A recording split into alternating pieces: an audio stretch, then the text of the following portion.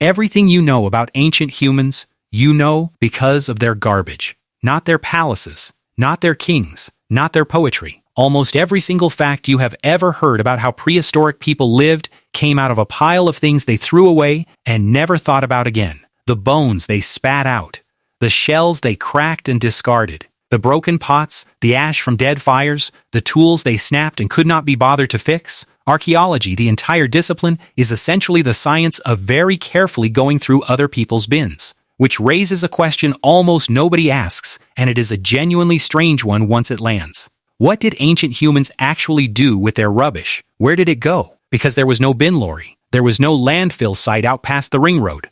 There was no council. There was just a growing pile of stinking organic waste in the middle of a place where people had to sleep, and somebody had to deal with it. The answer changes depending on one single factor, and it is the same factor that changed everything else about human life. And by the end of this, you will understand why one of the largest hills in the city of Rome is not a hill at all, and why the entire ancient Middle East is dotted with mountains that are made of nothing but human mess. Let me show you. Start with the easy version, because for most of human history there simply was no trash problem at all. And the reason is beautifully simple. If you do not stay anywhere, you never have to clean up. A nomadic band moving across a landscape produces waste constantly, but it never accumulates. You butcher an animal, you eat, you drop the bones, and within a few days you have moved on. The bones stay behind. Scavengers strip them. Insects and bacteria finish the job. Rain and soil bury what is left.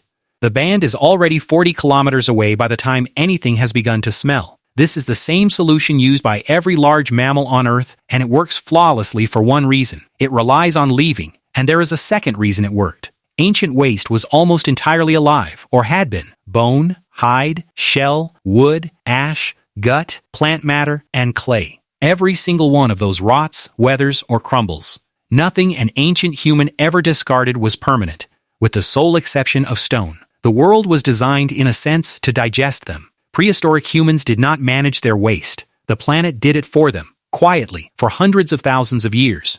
But then, people stopped leaving. The moment human beings settled, everything about this broke. Once you plant a field, you must stay near it. And once you stay near it, your waste stays with you. And it turns out the pile grows faster than anyone would guess. A single family produces bones, shells, ash, spoiled food, broken tools, human and animal waste, and the leftovers of every meal, every day, in the same place for years. Then decades. Then generations. So what did they do? At first, the simplest thing imaginable. They threw it just far enough away that they did not have to look at it, and then they kept doing that in exactly the same spot for 1,000 years.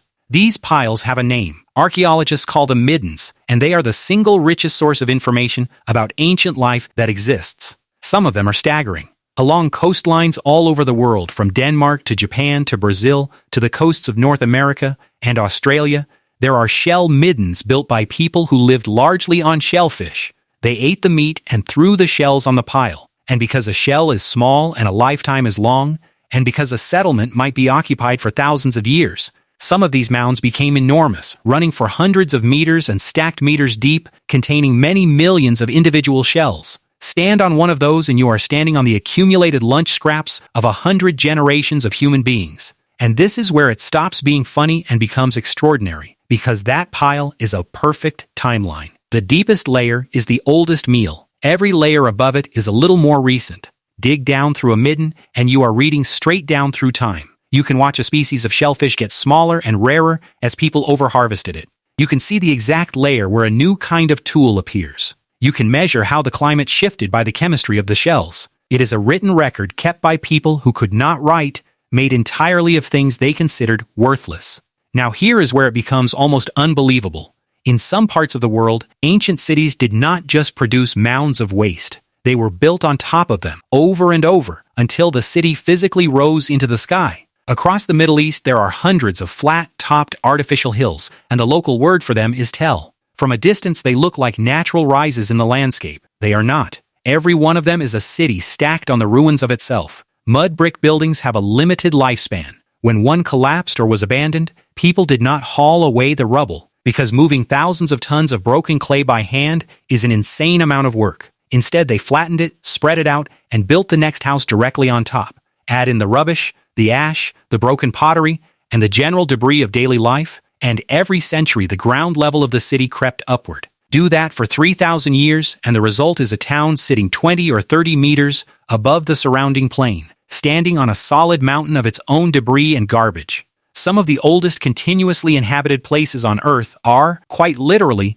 communities living on the summit of their own accumulated waste. They did not conquer the landscape, they outlittered it. And it happened in the ancient world's largest city too, in a way that is almost comic. In Rome, there is a hill called Monte Testaccio. It is about 35 meters high and covers a considerable area, and there is not 1 gram of natural rock in it. It is made entirely of broken pottery. Specifically, it is made of the shattered remains of the huge ceramic jars used to ship olive oil into the city from across the empire. Estimates put the number of individual vessels in that mound at somewhere around 53 million. The reason is a practical one. Those jars soaked up oil into the clay, which went rancid, so unlike wine jars, they could not be reused or recycled. So the Romans ran what was effectively an organized municipal waste operation.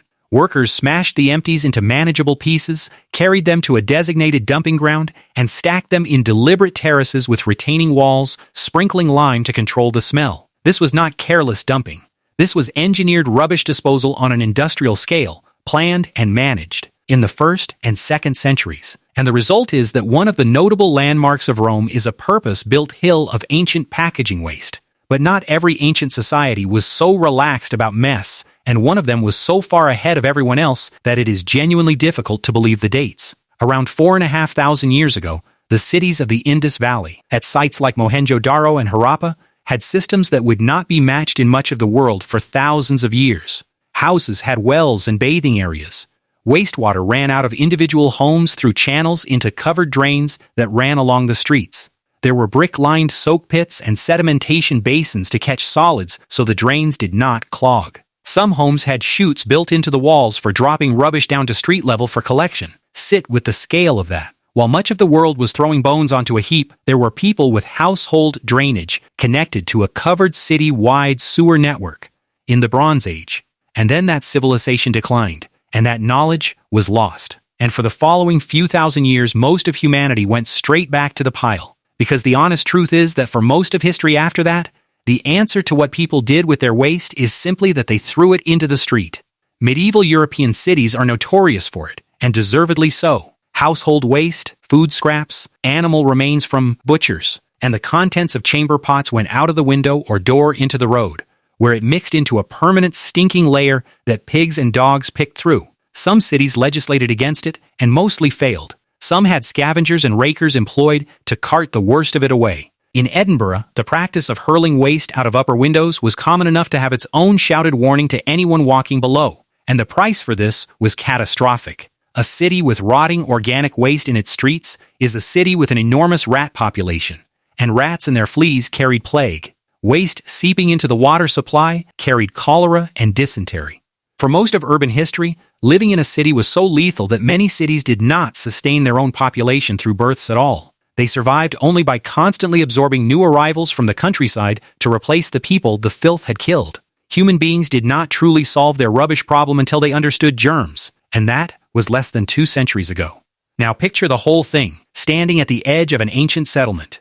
Behind you are the huts, the fires, the noise of people. In front of you is the pile. It is old, older than anyone alive. It is layered ash and cracked bone and cast-off shells and pottery that broke at some meal nobody remembers. It smells. Dogs pick at the edges of it. Children are told not to play there. Nobody in that settlement thinks about it for a single second longer than they have to, because it is the most worthless thing they own. It is the definition of worthless. It is the stuff they specifically decided had no value at all. And that pile is the only thing about them that survived. Their language is gone. Their names are gone. Every story they told around that fire, every song, every belief about what happens when you die, every joke, every argument, every person they loved, all of it evaporated completely. But the bones they spat out are still there. And 4,000 years later, somebody with a trowel and a fine brush kneels down beside that heap and, working through it grain by grain, reconstructs what they ate, what they hunted, what illnesses they carried, how old they were when they died, what the weather was doing, who they traded with, and how their world changed across the centuries. That is the strange, humbling truth at the center of this. We do not remember ancient humans through their monuments or their treasures. Those get looted, melted down, and carried off. We remember them through the things they thought were beneath noticing. A rubbish heap is what actually happened. And that leads to the uncomfortable part, which is you. We are the first humans in history to make garbage that outlasts civilizations. Some future archaeologist is going to kneel down and brush the dirt off a layer of our waste, and unlike every layer beneath it, ours will be perfectly unnaturally preserved. They will know what you ate. They will know what you bought and how fast you replaced it. And, exactly like every ancient human before you, they will know it because of the one part of your life you never thought about even once.